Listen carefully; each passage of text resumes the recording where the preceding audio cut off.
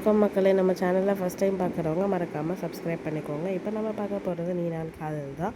அபி பார்த்தீங்கன்னா ராகவ் கிட்ட முரளி பண்ண வேலை எல்லாத்தையுமே சொல்லலாம். இதுமாரி அஞ்சலிக்காவை தள்ளி விடுறதுக்கு பிளான் பண்ணது முரளி தான் அப்படின்னு சொல்லிடுறாங்க. ராகவ் ரொம்பவே டென்ஷன் ஆயிடுறாரு. இதுக்கு மேலே அவனை சும்மா விடவே கூடாது, ஏதாவது செஞ்சே ஆகணும்.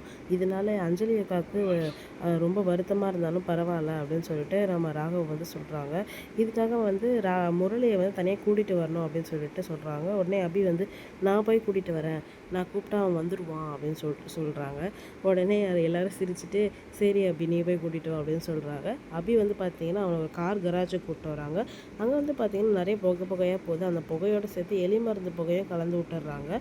அதில் பார்த்தீங்கன்னா முரளி இந்தமாரி புகைலாம் போட்டிங்கன்னா என்னை நீங்கள் சமாளிச்செல்லாம் நினச்சிட்டு இருக்கீங்களா அப்படின்னு சொல்லிட்டு கேட்குறாங்க.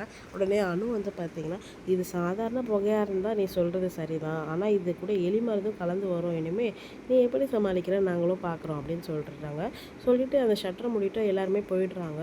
அதில் பார்த்திங்கன்னா மூச்சு திணறி நம்ம முரளி செத்தே போயிடுறாரு. ரொம்ப மயக்க நிலைமைக்கு போய் அப்படியே இறந்து போயிடுறாரு அவர். இவன் உடனே வீட்டில் இருக்க எல்லாருமே முரளி எங்கன்னு தேடிட்டே இருக்காங்க. உடனே ஆகாஷ் டே ராகவ் போய் அவன் இந்நேரம் செத்துருப்பான்டா, வாடா போய் பார்த்துட்டு வரலாம் அப்படின்னு சொல்கிறாங்க. அங்கே போய் பார்த்தா அதே மாதிரி அவர் செத்து கிடக்குறாரு. உடனே எல்லாருமே கூப்பிடுறாங்க முரளி மாமா இறந்துட்டாருங்க, வாங்க என்னாச்சுன்னு தெரியல. ஐயோ மாமா என்னாச்சு மாமா அப்படின்னு சொல்லிட்டு எல்லாரும் சும்மா ராகவும் ஆகாஷ் அழற மாதிரி சீன் போடுறாங்க. உடனே அஞ்சலியால் அதை தாங்கவே முடியல. என்னங்க ஆச்சு, குழந்தை பிறக்கிற டைமில் இப்படியாங்க ஆகணும் உங்களுக்கு அப்படின்னு சொல்லிட்டு அவங்களுமே ரொம்பவே வருத்தப்படுறாங்க. சுந்தரிக்கு ஒன்றுமே புரியல, எப்படி இந்த முரளி இப்படி ஆனானே தெரியல. அதுவும் என்ன இவன் சட்டை இல்லாமலாம் கீழே கிடக்குறான், என்ன ஆச்சுன்னு தெரியல. இந்த அபி தானே கடைசியாக கூப்பிட்டா, இவ ஏதாவது பண்ணியிருப்பாளா அப்படின்னு சொல்லிட்டு யோசிச்சுட்டே இருக்காங்க.